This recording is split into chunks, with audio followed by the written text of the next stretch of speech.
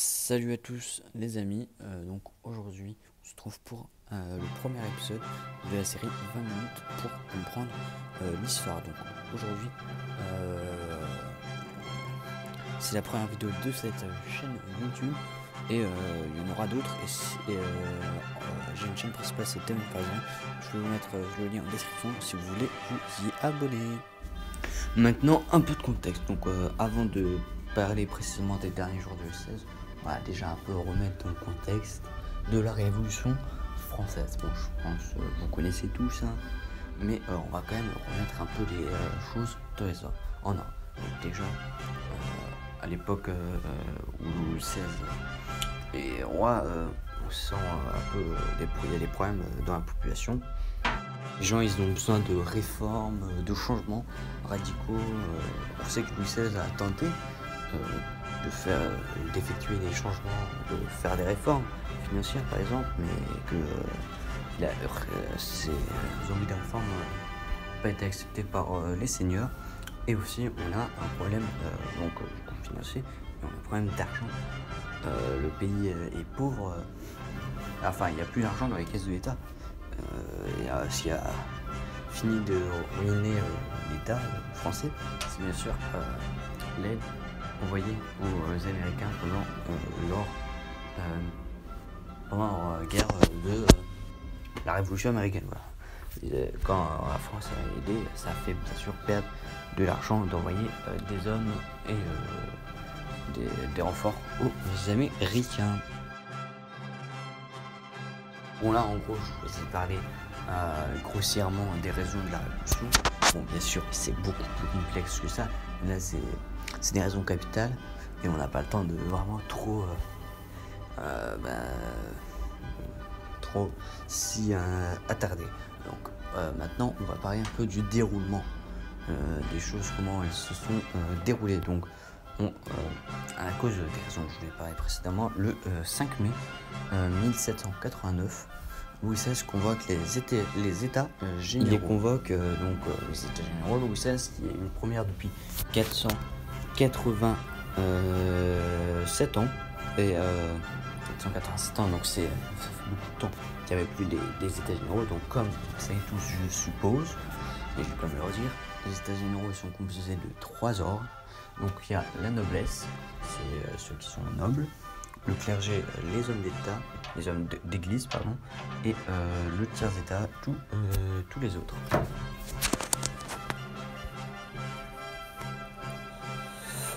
Donc pendant ces réunions, on discute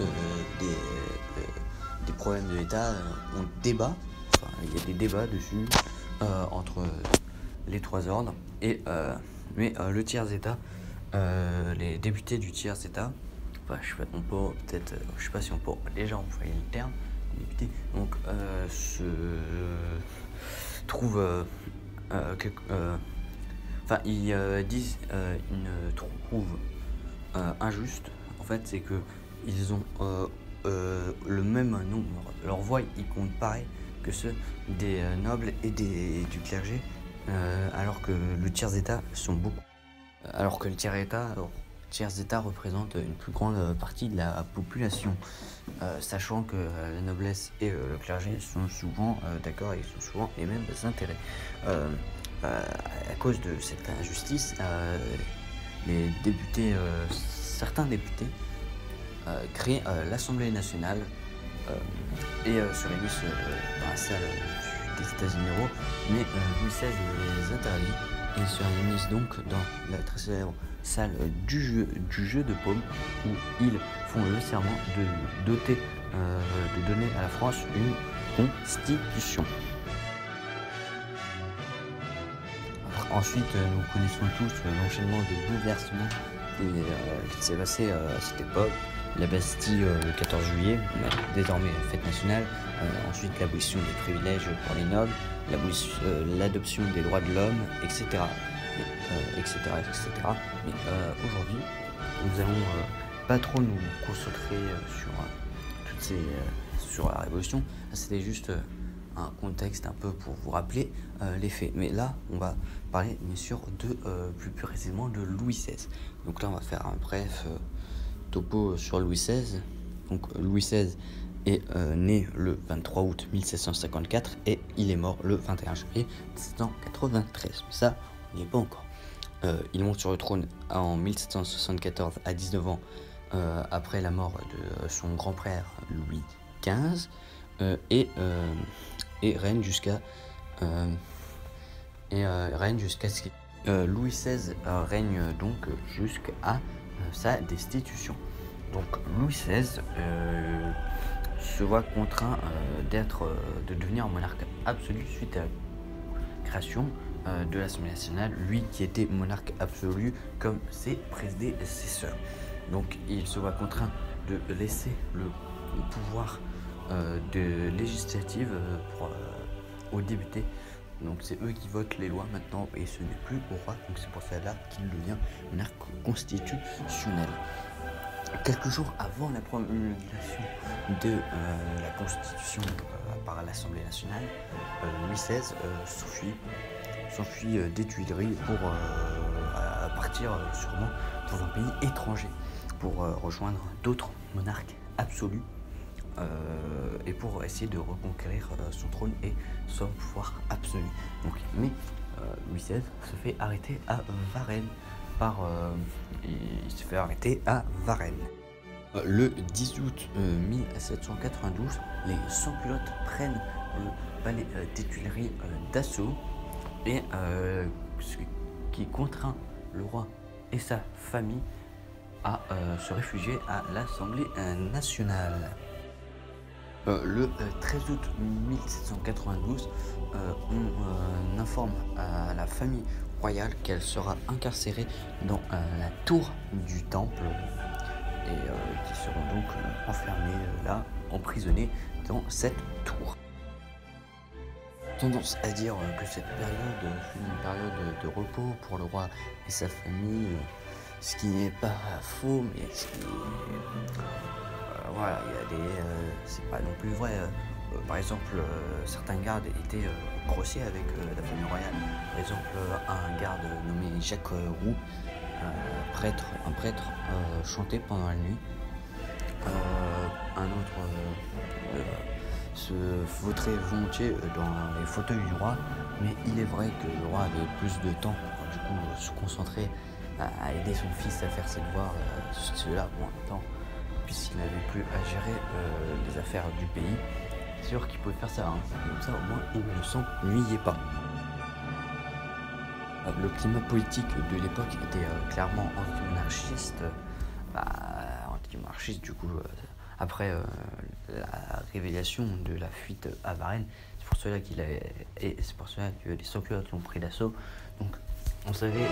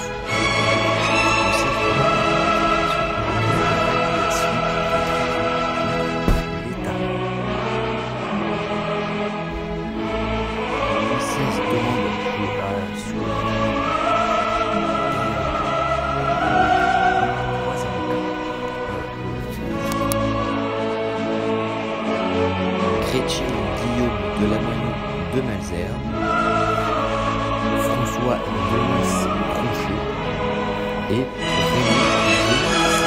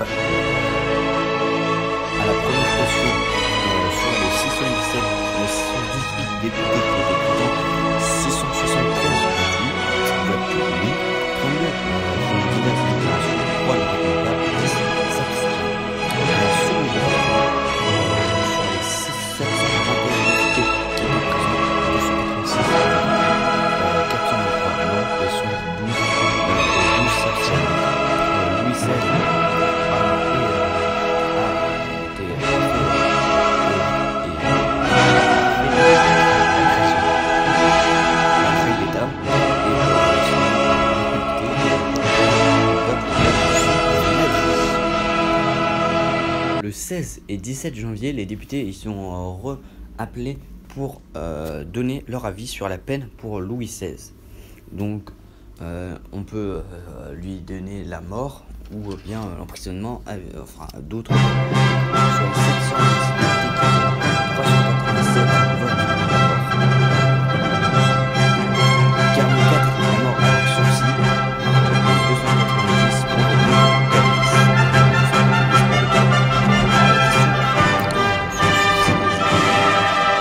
il y a 320 qui votent oui, 380 non et 2 votes soumission et 10 s'abstiennent ou se récusent.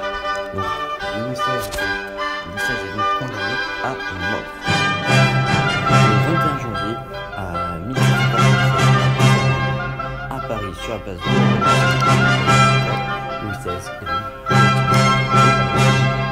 la fin de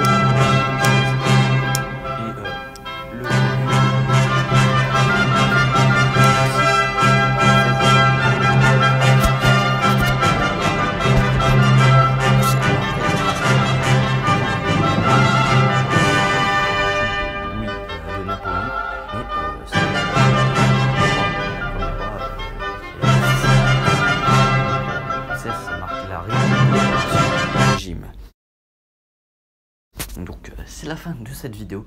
Si cette vidéo vous a plu, vous pouvez mettre un like ou vous abonner. Je vais vous mettre dans la description les sources sur lesquelles j'ai trouvé mes réponses, enfin ce que j'ai mis dans la vidéo. Et